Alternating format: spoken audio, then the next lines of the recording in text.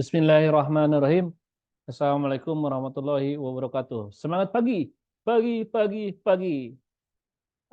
Terima kasih Bapak Ibu, tim penanganan gratifikasi di setiap SKPD ataupun instansinya masing-masing.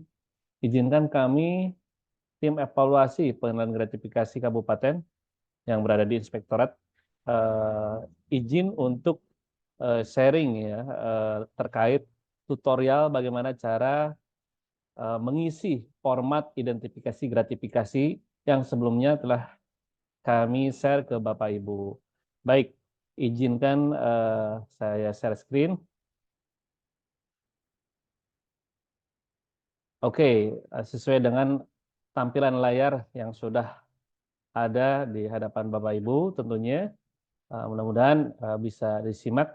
Di sini kami akan menjelaskan ya cara pengisian terkait format yang telah kami sebar. Format tersebut adalah format bagaimana Bapak Ibu bisa memenuhi poin ketiga dari 4 ya permintaan data yang sudah kami sampaikan terkait pengenalan gratifikasi di tempat Bapak Ibu. Jadi poin ketiga itu adalah ada proses identifikasi ya potensi gratifikasi. Nah, format ini merupakan media bagaimana Bapak Ibu melakukan identifikasi. Ada 10 kolom yang ada di format tersebut. Saya izinkan saya untuk menjelaskan satu persatu. Di sini eh, ada format kolom nomor 1 yaitu nomor. Ini sebetulnya untuk mengurutkan ya bagaimana kondisi potensi gratifikasi itu nanti dituangkan oleh Bapak Ibu. Ya, itu nomor 1, jadi nomor urut ya bisa 1 sampai dengan sekian, silahkan disesuaikan. Terus kolom yang kedua. Nah, ini kolom yang kedua ini adalah eh, kolom untuk mengisi nama kegiatan. Nah, di sini silahkan Bapak Ibu bisa eh, menyampaikan kegiatan ya. Di dalamnya itu ada proses bisnis yang terjadi potensi gratifikasi. Ya. Di sini saya hanya memberikan contoh ya. Contoh sederhana, silakan ya, ini hanya sebagai contoh saja. Mungkin ada kegiatan terkait pelayanan di instansi. Mungkin lebih rincinya silakan Bapak disesuaikan dengan nama nomenklatur kegiatannya supaya lebih lebih detail, lebih jelas, lebih akurat nanti pengendaliannya. Ini hanya contoh saja. Di sini adalah contoh, nama kegiatannya itu adalah misal ini ya, pelayanan di instansi. Nah, jadi kolom nomor 2 itu diisi oleh nama kegiatan yang eh, dipersepsikan atau berpotensi adanya gratifikasi. Silahkan ya. Ini tentunya mau kegiatan, mau subkegiatan, atau bahkan langsung ke proses bisnis, ya. Jadi setiap kegiatan itu ada proses bisnis, silakan, ya. Lebih detail lebih bagus, ya, untuk pengendaliannya seperti itu. Ya, ini ada kaitannya dengan evaluasi benturan kepentingannya, di mana salah satu sumbernya itu adalah gratifikasi. Itu bisa menjadi alat ukur juga ya untuk memasukkan potensi benturan kepentingan yang sumbernya gratifikasi dimasukkan kembali atau ditambahkan seperti itu ya dengan kegiatan-kegiatan yang baru ataupun subkegiatan ataupun proses bisnis. Silahkan. Nah, selanjutnya adalah di sini antara kolom 3 dan kolom 4. Nah, kolom 3 dan kolom 4 ini sebetulnya ini ada keterkaitan ya. Ada keterkaitan di mana ini satu sumber informasi yaitu pihak terkait. Nah, ini ya tentunya berkaitan dengan poin kolom nomor 2 tadi. Pihak terkait itu ada internal dan eksternal. Nah, pihak internal itu siapa yang terlibat dalam pelayanan di instansi? Ya tentunya petugas pelayanan itu sendiri. Petugas. Silahkan isi petugas pelayanan ataupun silahkan ya sesuai dengan nama petugasnya, sesuai dengan kegiatannya. Nah, Jadi pihak yang terkait terhadap kejadian gratifikasi yang ada di kegiatan ini. Ya, siapa saja sih yang terlibat? Internalnya adalah petugas ataupun pegawai, tentu dong. Ya. Terus yang selanjutnya, kolom keempat adalah eksternal. Nah, di sini tentu kaitannya dengan kolom nomor 2. Kalau internal pihak terkait internalnya itu adalah petugas dan eksternalnya itu adalah kalau di pelayanan ya. Berarti penerima manfaat ataupun penerima layanan. Siapa lagi mungkin ya Bapak Ibu ya? Tentu penerima layanan ataupun penerima manfaat. Nah, itu adalah pihak terkait yang dibagi menjadi 2, internal dan eksternal. Nah, selanjutnya adalah kolom nomor 5. Di sini di kolom nomor 5 ada resiko atau peluang gratifikasi. Nah, di sini adalah uraian ya. Bagaimana gratifikasi itu dimungkinkan ada dalam kegiatan tersebut ya, yang melibatkan pihak internal dan pihak eksternal. Ya, jadi nomor 5 itu adalah penjelasan dari kolom 2. Di pelayanan di instansi itu apa sih? Bagaimana sih gratifikasi itu bisa terjadi? Nah, di sini jelasan sesuai contoh adalah ketika petugas pelayanan berpotensi menerima tips, uang ataupun barang ataupun hadiah secara umum atas pelayanan atas jabatannya ya, karena dia sebagai petugas pelayanan. Ingat ya, bahwa gratifikasi yang ilegal itu adalah gratifikasi pemberian secara umum uang atau barang ya yang diberikan atas jabatannya.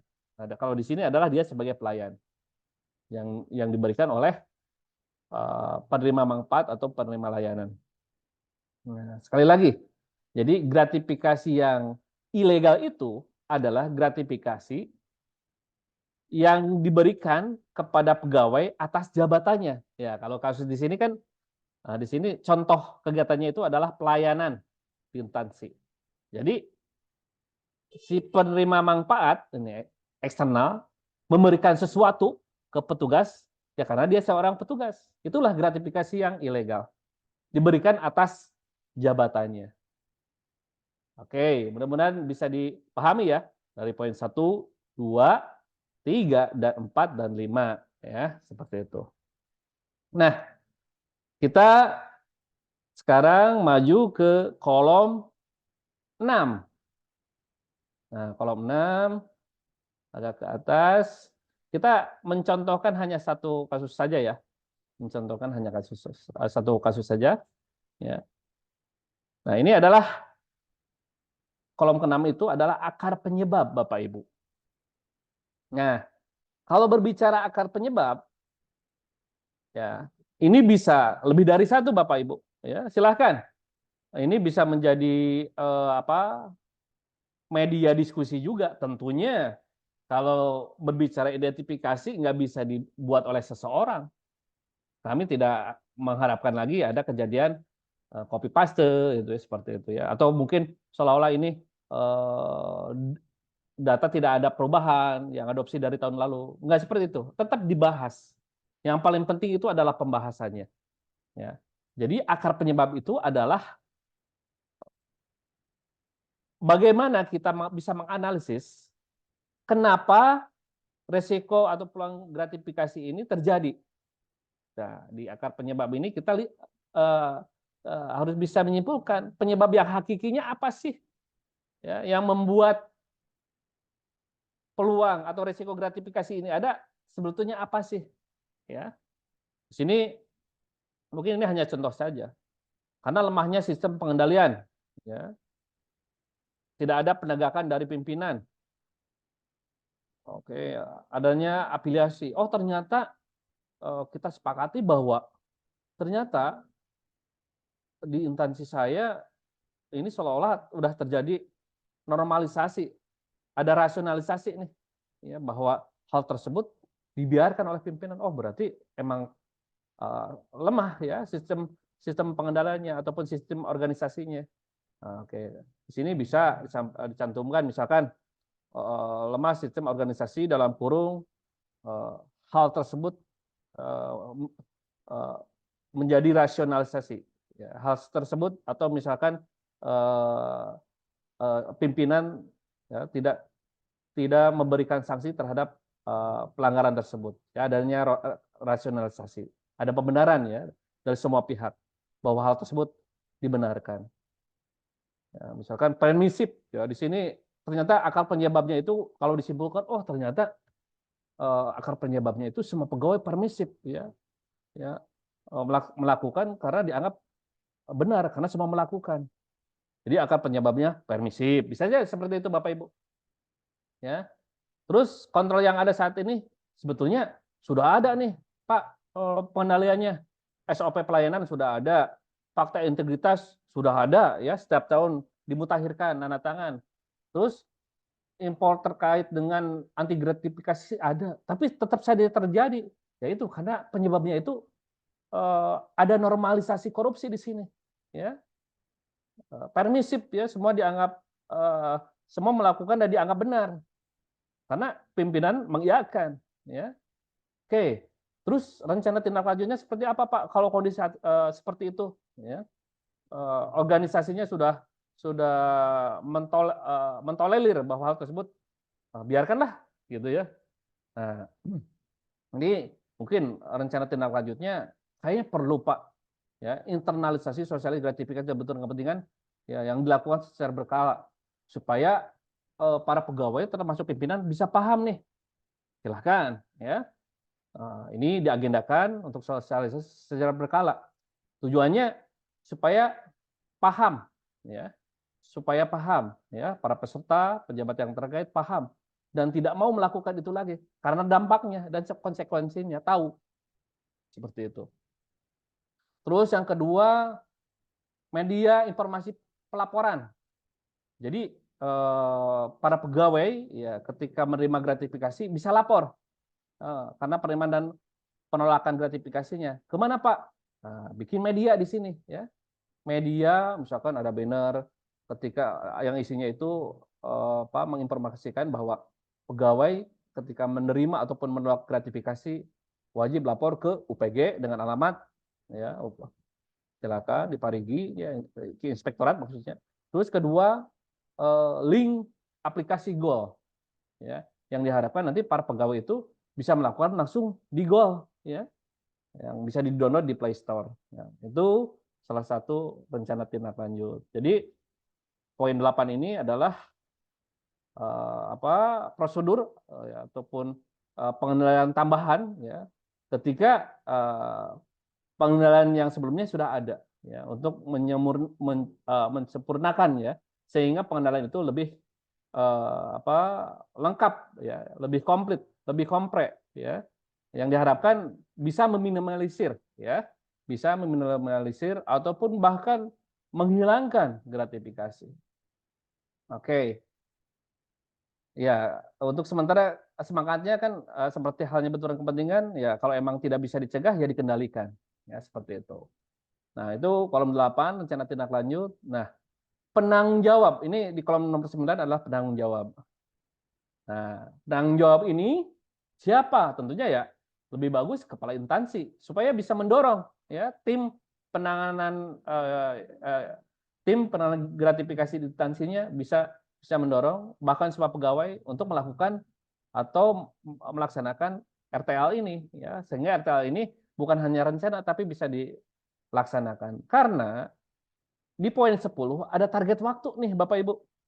Bagaimana rencana tindak lanjut ini yang direncanakan oleh Bapak Ibu, ya, pengendalian atas pengendalian yang sudah ada itu bisa dilaksanakan, ya, karena di sini ada waktu yang emang harus detail nih, tanggal, bulan, ya minimal, ya, waktu maksimal ketika RTL ini harus dilaksanakan. Nah, seperti itu Bapak Ibu, ya penjelasan nomor 1 sampai dengan 10 bagaimana kondisi uraian potensi gratifikasi ini dideteksi ya pihak terkait siapa saja ya uraian resiko peluang gratifikasinya seperti apa sih ya Kita cari akar penyebab yang hakiki, ingat, supaya apa? Supaya kita bisa memetakan prosedur atau penanganannya itu yang tepat. Ya, seperti itu. Terus rencana tindak lanjutnya seperti apa? Atas ya kontrol yang sudah saat ini ya untuk memaksimalkan. Kalau misalkan gini, kontrol yang saat ini ya belum ada Pak ya. Oke, kita buat ditindak lanjut ya sehingga kita yakini bahwa eh, rencana tindak lanjut ini adalah berisi prosedur dan penanganan yang maksimal. Makanya terkait proses identifikasi ini benturan kepentingan maupun potensi gratifikasi yang harus semua pihak ikut Pak, Bapak Ibu. Yang diharapkan nanti ketika banyak masukan tentunya ini menjadi suatu gambaran peta resiko gratifikasi ini bersumber dari Bapak Ibu tentunya ya yang mempunyai resiko itu sendiri ya lebih detail lebih bagus mau per kegiatan subkegiatan ataupun per proses bisnis silahkan lebih detail lebih bagus tujuannya apa supaya mitigasinya juga lebih detail lebih akurat. Baik seperti itu Bapak Ibu terima kasih tentunya ini cukup satu contoh saja ya. Mudah-mudahan ya, diharapkan Bapak Ibu bisa sedikit terbantu ya dan tentunya tetap semangat ya untuk penganggaran kedepannya lebih baik. Sekian, wassalamualaikum warahmatullahi wabarakatuh.